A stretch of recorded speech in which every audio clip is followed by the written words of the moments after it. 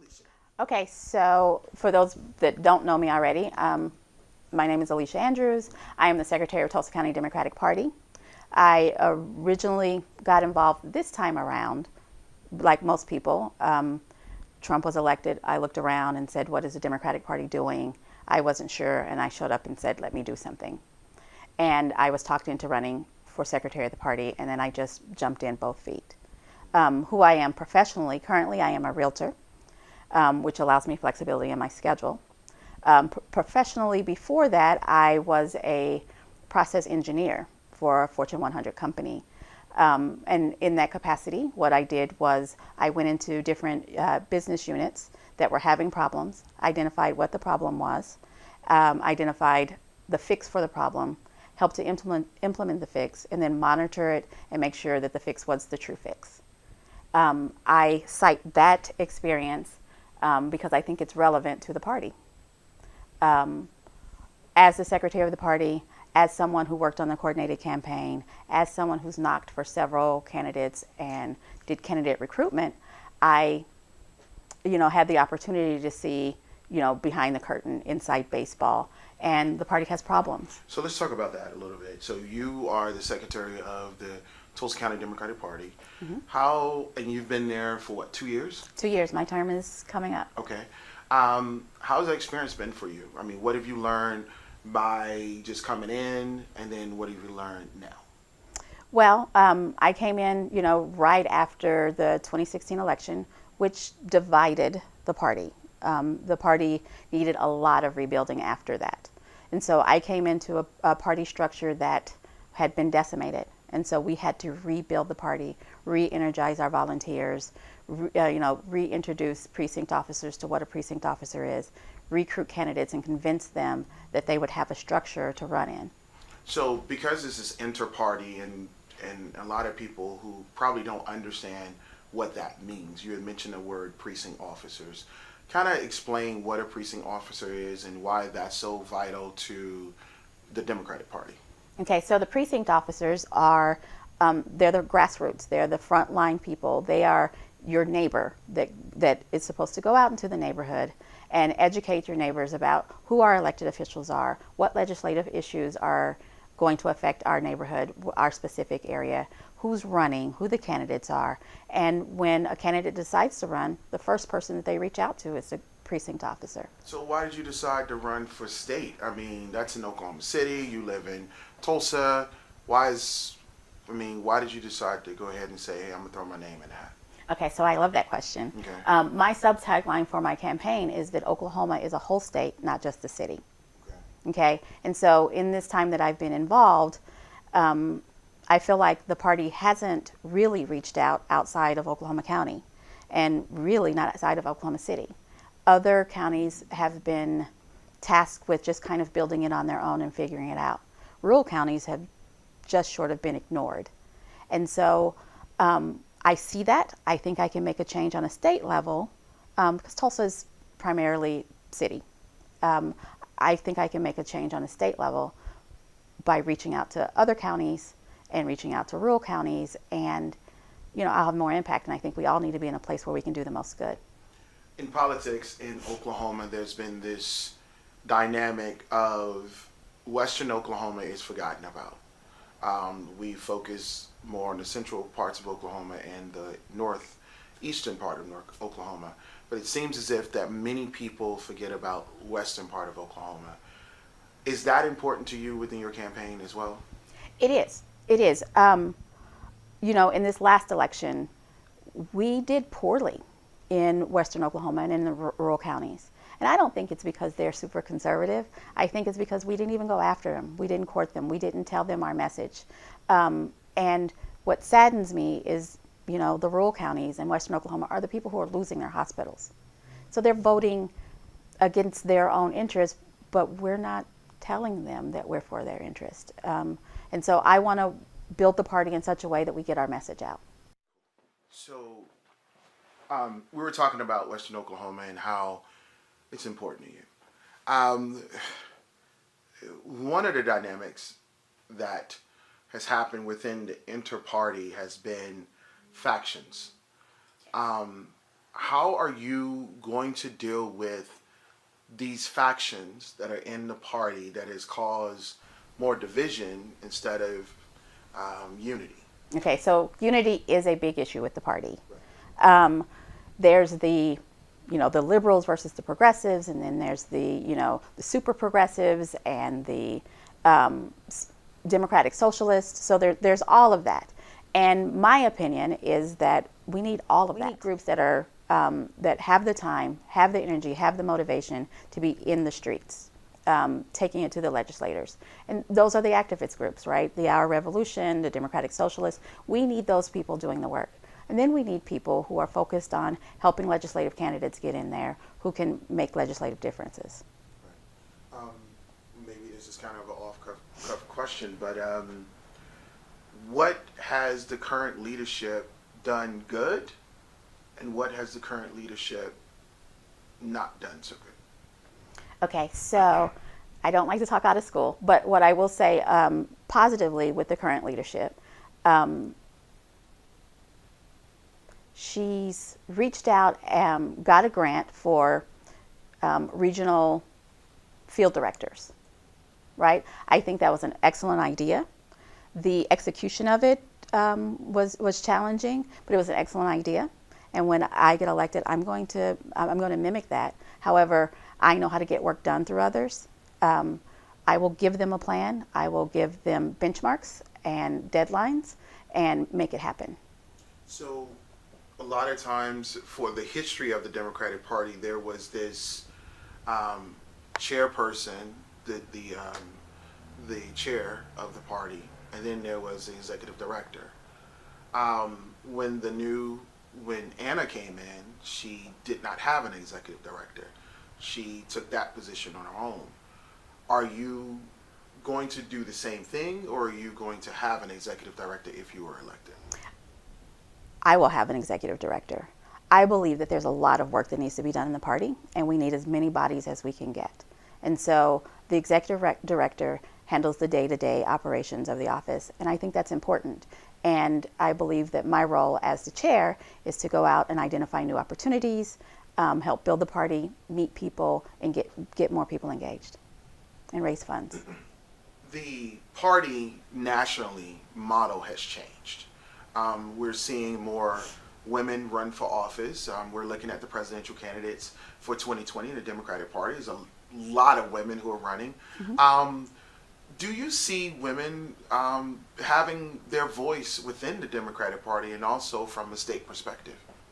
Well, okay, so I can talk about Tulsa. Okay. In Tulsa, it's primarily women. Women have the ideas, women are the volunteers. We're grateful for the men that are around, but Tulsa women absolutely have a voice. We had a lot of women candidates in 2018. The women have totally embraced. And on a statewide level, it really kind of depends on the county. But women do have a voice. I mean, our current chair is a woman. In the last session, our executive director at the time was a woman. Our only congresswoman is a woman. Our only congressperson is a woman. So I think in Oklahoma, a lot of people don't like to think about it, but Oklahoma looks like the rest of the country with regards to our progressives. Wow. You are African American. I definitely want to make sure we put that point out. Thank you for recognizing. Oh yeah. So a lot of people who are minorities have felt as if that the party has forgotten about them. We've done a very bad job of reaching out. So how would you reach out more along with minorities as well as to the majority? Well, I think it's the same thing. It's the same strategy that I was talking about with rural counties. It's not about surrogacy. It's truly about reaching out and going into communities, speaking to the issues of all the different constituency groups.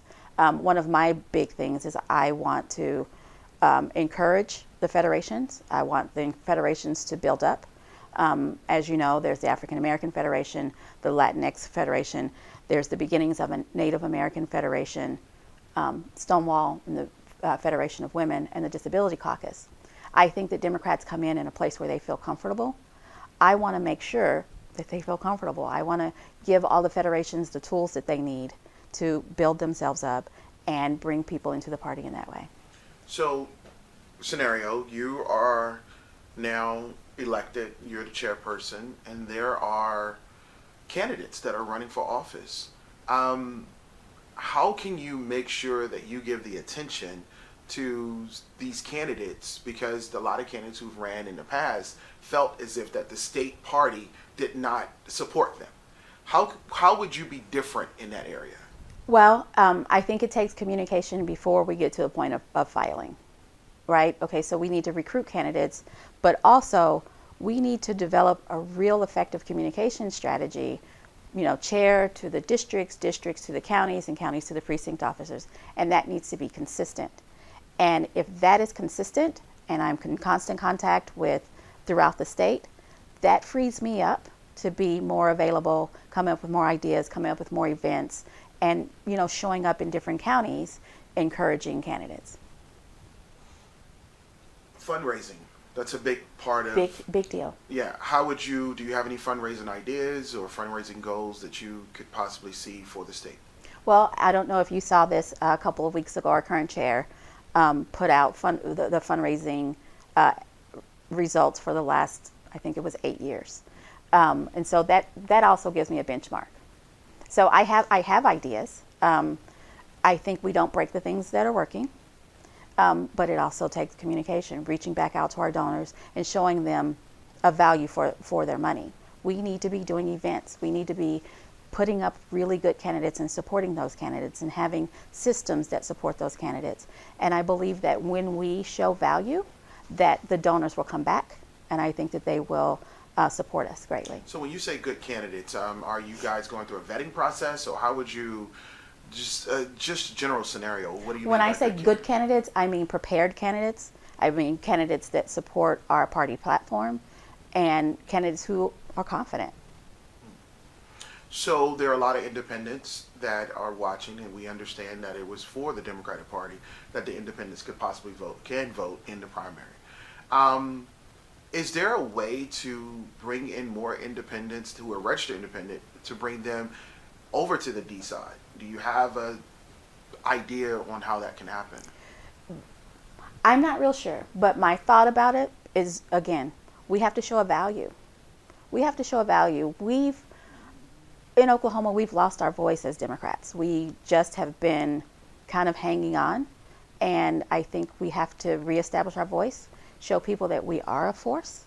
And we lost a lot of independents because they didn't feel like there was any value in being registered as a Democrat.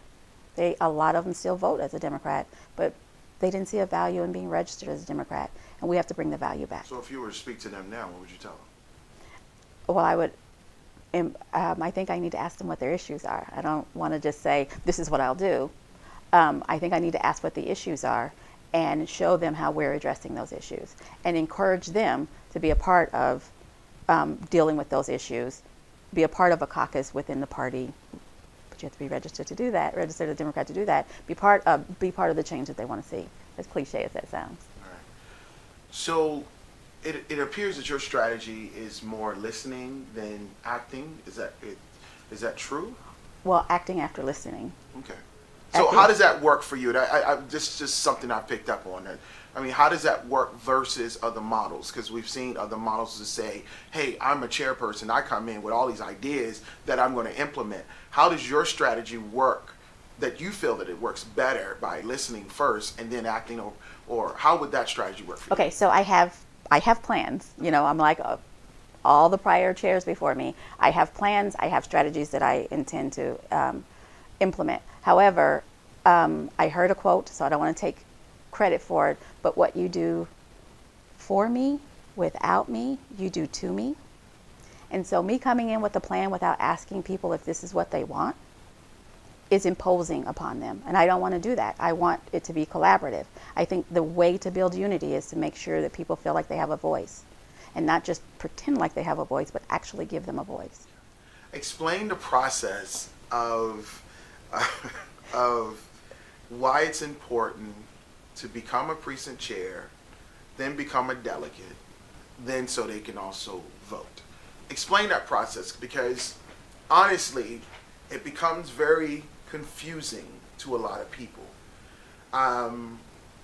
Why it's so important to be a precinct chair than be a delegate? Because people may be watching this and they say, look, I want to vote for you, but how do I vote for you? I don't know. I like you. I've never been active. How can I vote for you? Okay, so I talk a lot about a seat at the table, and the first opportunity to have a chair, forget at the table, just the first opportunity to have a chair is to get involved in your precinct elections. And again, the precinct officers are the front line, right? I like to think of the party as kind of a multi-level marketing plan. So the precinct officers feed into the county officers. Precinct officers are actually who elect the leadership for the county. That's how you get your voice. That's how you get to pick who is sitting in this office making decisions about what happens in Democratic politics in Tulsa, is you become a precinct officer. And from there, there are some machinations that have to happen, but you become a delegate to the district office. And district Oklahoma is divided into 5 congressional districts. Tulsa is in Congressional District 1. And so you vote for the leadership of the congressional district. There are several counties in that. And then you become delegate from that convention to the state convention. And that's where the state officers, the office that I'm running for is state chair, and I'm elected at state convention. And so in order to be able to vote, you have to start at the ground floor at the precinct level. So Alicia, let's do some real talk. Okay. What's your favorite color? Purple. Purple? Purple. What's your favorite food? I don't know that I have a favorite food. Really? Yeah, you know. What's your favorite hobby? Right now, Democrating. Democrating? Democrating, yeah, that's right. I made it. You do it every day, don't you? I do it every day. Really? Yes. Okay, so if you are elected, this is going to be the campaign for the presidential campaign. We're getting ready to go into a primary from the national perspective, and also Oklahoma is going to have a primary. One of the challenges of the past leadership was that they took a side early on what candidate they will support. Okay, let me stop you right there. The bylaws prohibit that, and I am a rule follower, right? So the bylaws say, as long as there is a primary, I am to remain neutral. Even in a presidential primary? Even in a presidential primary, I am to remain neutral. Now, I am a human being, and I will have my favorite, but I have seen what happens when leadership picks a favorite, drives down the favorite. I've seen it on the local level, and we've all seen it on a national level. It's disastrous. It tore up the party, and I have no interest in repeating a mistake that I've seen, and I know what the outcome is. How do you want Democrats nationally to look at the state of Oklahoma? Okay, so in the last election, we turned 4 counties blue, right? We have been looked at as the reddest state, right? You know, Tulsa County was the reddest county in the reddest state. I don't want to be the reddest state anymore. I want national news to look at us as a state that is turning counties blue, that is going purple, that is making changes. And they've already looked at us with the special elections that we won, starting with Karen Gaddis and Allison Ickley-Freeman. We got national attention that way. And so if we just keep making those roads, I think we'll get more positive national attention than we've gotten. Well, how do you turn the fact that the Democrats, this last election in November, frankly did not, there were some wins, but from the state perspective, we didn't do as good as we had hoped that to happen. Would you agree with that or not? That assessment. That is true. We made some gains, we made some strides, we learned some stuff, but we did not put as many W's up as we had hoped. So what would you say to those people who are disenfranchised, who are angry, who are upset, who feel as if that we didn't have great candidates, who feel as if I want to walk away from the party. I'm sick of this. I'm sick of politics. It didn't go the way I wanted to go. What would you say to those people? Okay, so I say what I've been saying for the last 2 years. The party looks like who shows up. The party looks like who shows up. And if you're disappointed in the actions of the party and the results of the party, and you're a Democrat, I encourage you to come and get involved. Have your voice heard. We didn't put up as many W's, like I said before. And I'm disappointed. You know, I really wish that I woke up today with Governor Edmondson, but we didn't make that happen. But we laid a foundation so that we can do better in 2020. I think we didn't have a foundation. I think we were building on ashes. And I encourage more people to come in and help us make those changes. And there's lessons to be learned from this. There are lessons to be learned. There are lessons to be learned about how do you build up a county party? How do you address rural Oklahoma? How do you address, the big elephant in the room in, as you mentioned, in our disenfranchised, underrepresented communities? There wasn't enough effort. There was a plan, but there truly wasn't enough effort directed at re-engaging the underrepresented. Lesson learned. I think lesson learned, and we have to build on those lessons. Okay. One of the questions is going to be is that you live in Tulsa. I live in Tulsa, and I am not moving. And you're not moving. However, my mother lives in Oklahoma City. I have a place to lay my head so I can spend ample time in Oklahoma City. So that's out not of a the office. concern for people who are watching. Hey, will you make the commute and all this different things? No, I have a free place to lay my head. If I could spend a week in Oklahoma City without interruption of my life. That's something you just said. You said you have a free place. That's good. It's good that you said that, because a lot of people would feel as if the party would have to pay for you to stay in Oklahoma City. You're saying right now. I'm saying that out if loud, you were I have a free place. You have a free place, so you wouldn't even tax the party in reference to that. In reference to where, if I stayed in Oklahoma City? Right. Correct. I want to make sure that the message is that I'm trying to build the party. I mean, that's really what it is. And to build the party, you have to leave the confines of Oklahoma City. So from a political strategy standpoint, do you have a vice chair that you want to run with? I mean, there's been this... I am in conversation. You are in conversation? I am in conversation. Things have been moving around. I need to be inclusive, not just by a race standpoint, but I also want to be inclusive in region, right? And so I'm not looking at anybody in Tulsa, right? The state needs to be represented. The state needs to be represented. So I am in conversation with someone, but I'm not ready to announce. The announce. party could do better with addressing certain social issues that happen within our country. Absolutely. And within our state. I think sometimes we're a little bit too politic. We don't want to ruffle feathers.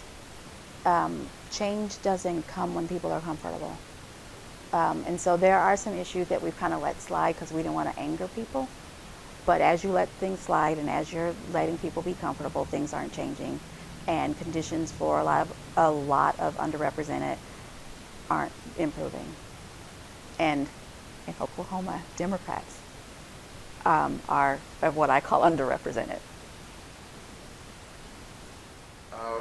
I do want to say something. I do want to say something.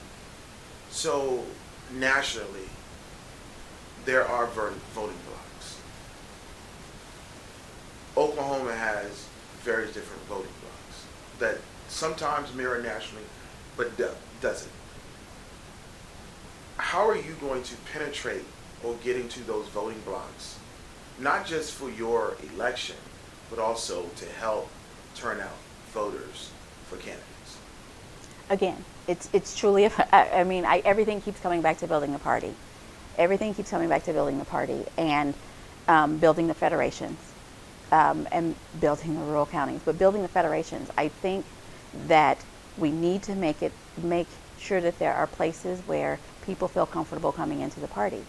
And I think that for the LGBT community, there are a lot who are political novices. They kind of want to get involved, but they don't want to come to a big meeting where they don't know anybody. So if they can start in a Stonewall chapter, get their feet wet, understand legislative issues, meet some more people and get involved, then we have a pool of volunteers there. The same thing with, the Native American caucus and the Disability caucus. It's building safe places for people to come into the tent through multiple channels. When you go in there, would you request an audit? Okay, so we just had an audit. And I think that the vice chair could do a cursory audit and determine if we need an audit. So you would look at that as a need basis, but you would be open to that if necessary. Absolutely. Okay. What was the results of that last audit? Oh, there were all kinds of discrepancies and irregularities and shuffling of people. I mean, the person in charge of finances at that time was no longer the person in charge of finances.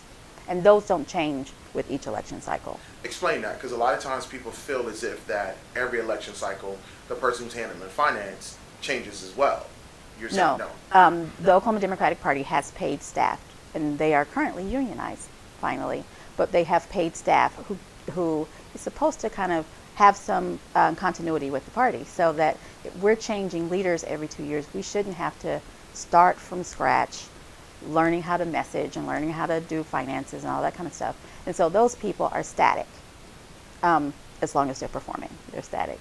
And in this case, the person responsible for paying the bills and making sure things got taken care of was found to be lacking and is no longer that person.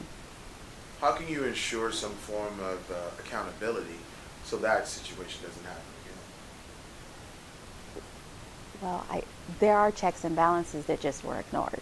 So we have checks and balances There, in yeah, place, there are checks and balances. but they just were being ignored. They were just being ignored. Okay. So when you get elected, how can you ensure that these checks and balances are going to stay on the central focus? Well, I believe that by hopefully the party will elect a vice chair who is dedicated into looking into the finances. And then we have an executive director. So we'll have an executive director who's overseeing everything, and the chair and the vice chair will also be another check. So there's several checks, and I'm sure that the national committee person will also be a person who monitors.